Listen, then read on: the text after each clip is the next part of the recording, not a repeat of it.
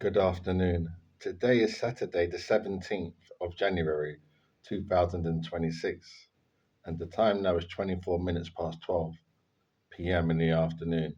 My name is Dan Leary, or John Argument, and I don't want any argument, or Taunton, or Rudy, or Roxbury, or Egan, or Bellingham, or the Rugged Miller,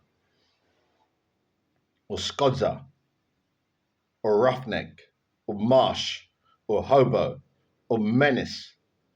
And I'm a boxer, prize fighter, pugilist. So we're now in 2026, like I said, and it must have been when I was, mm, when I was, I think it was when I was 15 years old. So I'll do the maths. Let me just bring up the calculator. 1 minute.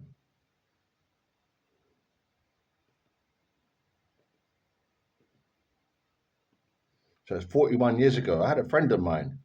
This guy, a friend of mine. Um,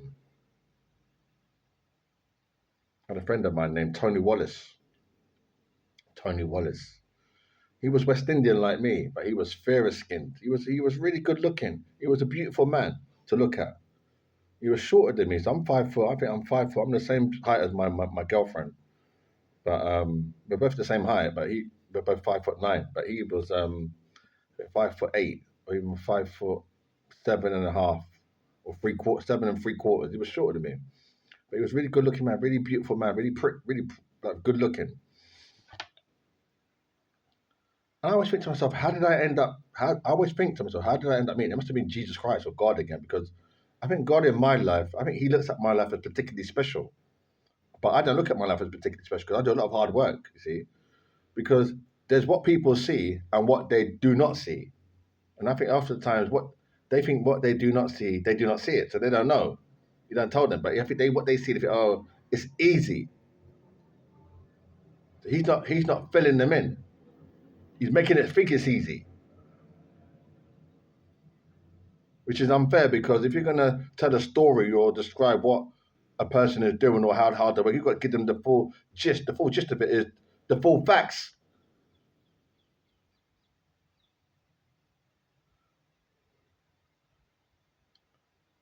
Like you say, yesterday he went to Tesco, he went to Bulls Bridge, and it was raining, so he had to walk from the bus stop to the other bus stop to get cover.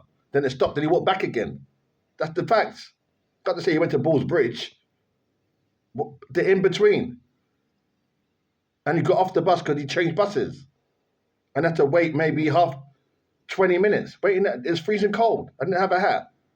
I didn't have a hat on. I was cold. My head was cold. 20 minutes. So that's the reality.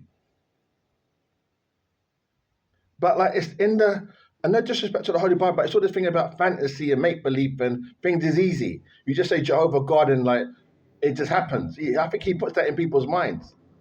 He makes them believe that you could just say, "Oh, our Father who art in heaven," and then there's a Ferrari. Anyway, so, and that's fine if that's what he's telling these holy people. If that's the way it works for him and these holy people, good luck. But I'm not part of that. So anyway, so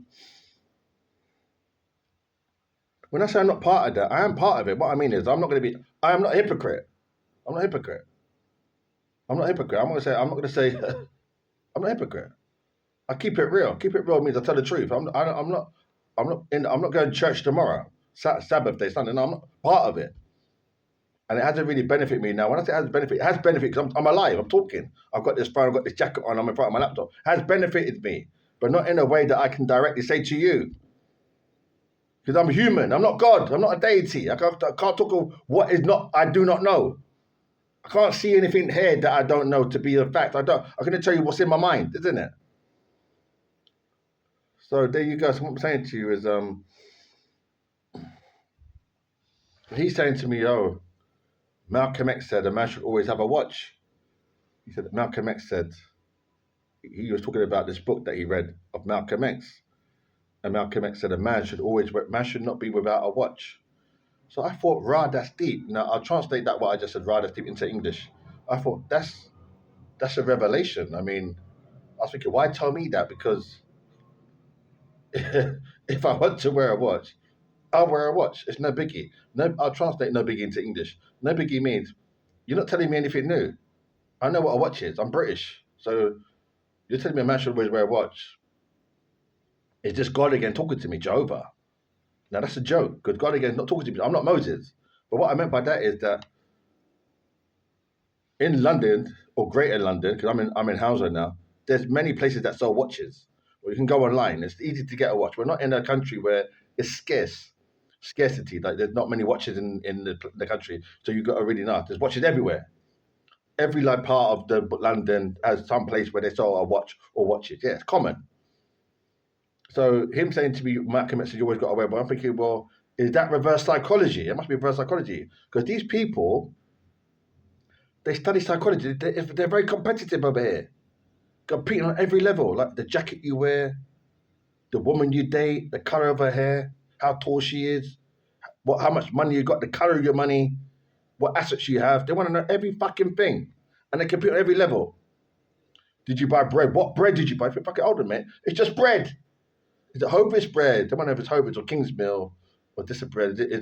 Yeah, I don't know. Is it brown bread? And why? If it's brown bread, why don't you like white bread? They like white bread. They'll ask you. They like white bread. They'll ask you. So I like you bought brown bread. They'll challenge you. They like white bread. They'll ask you why do you like white bread.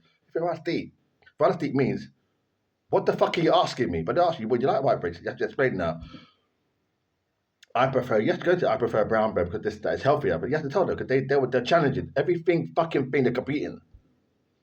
These ones there. I'm in England. That's how they are. That's how they are. Some of them.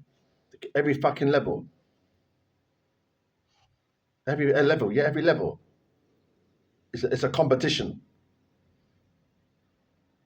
They don't understand it. They don't understand competition. They don't understand it. They think you have to compete in everything. It's not. That's not how a competitive society is not that. They're not saying this that way. I'll explain it once and for all. What they mean by free market economy. It's actually a free market economy. What they mean by free market economy, a competitive society means you have to work. That's it. There, right? That's all it is. Work. That's all it is. Yeah.